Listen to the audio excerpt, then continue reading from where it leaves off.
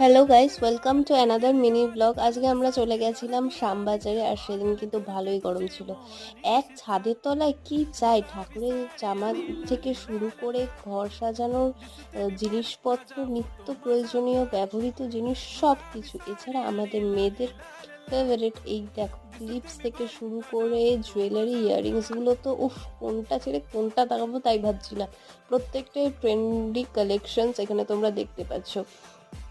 আর তারপরে এছাড়াও ঘর সাজানোর জিনিস তো মানে এত সুন্দর সুন্দর, এই তিনটে বুদ্ধগুলোকে দেখে এত সুন্দর লাগছিল। যাই হোক, তার প্রচণ্ড গরম ছিল। তারপর আমরা চলে যাই বাজার কলকাতাতে, এখানে কিছু শপিং করব বলে। অ্যাকচুয়ালি আমার মাসির মেয়ের ওর সামনেই জন্মদিন আসছে বলে ওর বার্থডে উপলক্ষে কয়েকটা ড্রেস কিনলো। অ্যান্ড এখানেও কিন্তু খুব কম প্রাইসের মধ্যে তোমরা খুব ভালো ভালো কালেকশন পাবে। ওকে, বাই।